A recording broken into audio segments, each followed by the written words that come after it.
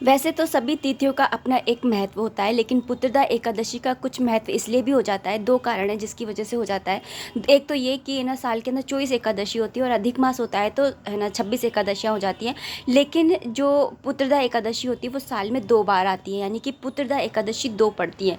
और साथ ही साथ नाम से ही पता चल रहा है कि ये संतान के लिए की जाती है, मतलब कि जिनके संतान नहीं है, जो निसंतान दंपति है, वो इस व्रत को कर सकते हैं। साथ ही साथ जिनकी लाइफ में संतान को लेकर के कुछ भी प्रॉब्लम चल रही है, जैसे उनके व्यापार में कुछ प्रॉब्लम चल रही है, या स्टडीज़ को लेकर के कुछ प्रॉब्लम चल रही है, या किसी भी तरह की कोई भी प्रॉब्लम चल रही है, तो आप इस व्रत को अवश्य अवश्य करें। और ये जो है ना पुत्रदा एकादशी अगस्त माह में पड़ने वाली है, और ये श्रावण मास की पुत्रदा एकादशी जो है वो 26 तारीख की पड़ेगी या 27 तारीख की पड़ेगी। सबसे पहले ये क्लियर कर लेते हैं। तो 27 तारीख की पड़ने वाली है पुत्रदा एकादशी, क्योंकि जो उदय तिथि के अनुसार भी 27 तारीख को पड़ेगी और द्वादशी से जुड़ी हुई होने के कारण भी 27 तारीख को ही पड़ेगी। और इसका पारण का समय भी मैं अभी बता देती हूँ। पारण का समय जो है वो 5:57 से लेकर के 8:31 तक रहेगा, सुबह सुबह ही। तो उस समय में आप चावल है, खीर है, ये बना करके भगवान को है ना भोग लगा सकते हैं। तो इस है ना पुत्रदा एकादशी कब पड़ेगी ये मैंने आपको बता दिया है, और है ना इससे क्या महत्व है ये भी मैंने बता दिया है। अब मैं आपको बता देती हूँ कि पुत्रदा एकादशी वाले दिन आपको करना क्या है। देखिए, आपको ये जो एकादशी होती है, कोई सी भी एकादशी का व्रत आप करते हैं तो वो त्रिदिवसीय होता है। त्रिदिवसीय होता है, 3 दिन का होता है। मतलब कि दशमी वाले दिन भी सूर्यास्त के बाद में है ना आपको चावल है, या चावल है, मांस है, मदिरा है, प्याज लहसुन है, ये सारी चीज़ों को है ना छोड़ना होता है, ब्रह्मचर्य का पालन करना होता है। हो सके तो धरती पे सोना चाहिए। ये सारी चीज़ों को आपको फॉलो करना होता है। फिर जो एकादशी वाला दिन होता है, यानी कि जैसे 27 तारीख को है अभी पुत्रदा एकादशी, तो 27 तारीख वाले दिन आपको सुबह ब्रह्म मुहूर्त में उठ जाना है। उठने के बाद में आपको है ना सारे घर का झाड़ू पोछा कर लेना है, शुद्ध कर लेना है घर को। उसके बाद में आपको स्नान करना है। स्नान करते समय आपको आपके पानी के अंदर, यानी जो नहाने का पानी है उसके अंदर आप है ना गंगा जल मिला सकते हैं, यमुना नदी का जल मिला सकते हैं, या सप्त नदियों में से किसी भी नदी का जल मिलाकर आप स्नान कर सकते हैं। अगर आपके पास में किसी भी नदी का जल नहीं है तो आप है ना जो श्री कृष्ण भगवान होते हैं आपके घर में, लड्डू गोपाल जी, आप उनको स्नान कराते हैं तो उनके स्नान का जो पानी होता है उसको आप मिलाकर स्नान कर सकते हैं।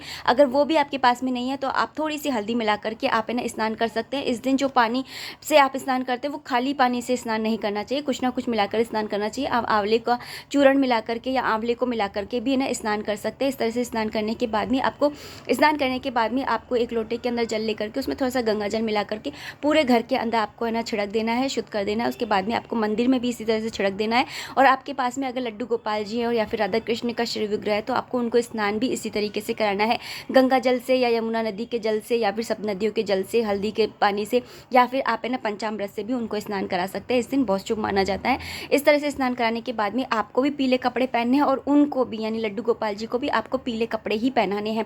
उसके बाद में पीले कपड़े पहनाने के बाद में आपको है ना सबसे पहले जो है एक लोटे में जल लेकर के ना जल की स्थापना करनी है। साइड में आपको एक अखंड ज्योत जलानी है और आपको हाथ में लेकर के चावल नहीं लेने हैं, आपको संकल्प लेना है पहले। तो संकल्प आप चावल से नहीं लेंगे। एकादशी का व्रत का जो संकल्प है वो हम चावलों से नहीं ले सकते, आप तिल से ले सकते हैं, या फिर आप है ना सुपारी, फूल और है ना थोड़ा सा है ना 1 या 2 का सिक्का लेकर के और थोड़ा सा है ना जल लेकर के, और फिर आप है ना वो संकल्प ले सकते हैं। संकल्प इस तरह से ले सकते हैं, आपको सबसे पहले अपना नाम लेना है, आप कहाँ के निवासी हैं ये आपको बताना है, आप कहाँ के निवासी है, फिर आप किसकी धर्मपत्नी है ये बताना है।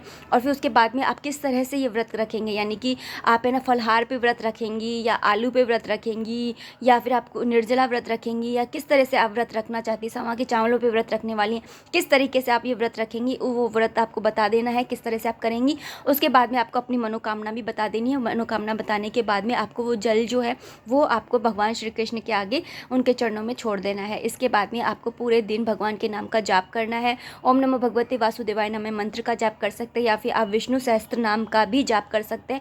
इस तरह से आपको पूरे दिन जाप करना है। आपको कुछ भी खाना पीना, जो संकल्प लिया है उसके अकॉर्डिंग ही आपको खाना पीना है। इसके अलावा आपको कुछ खाना पीना नहीं है। इसके अंदर आप पानी पी सकते हैं, क्योंकि निर्जला व्रत नहीं है तो आप पानी पी सकते हैं। है ना, चाय की पूछते हैं कई लोग, तो आप चाय भी पी सकते हैं, दूध पी सकते हैं, और ना समा के चावल खा सकते हैं, इनके ऊपर कर सकते हैं व्रत। फल भी खा सकते हैं आप।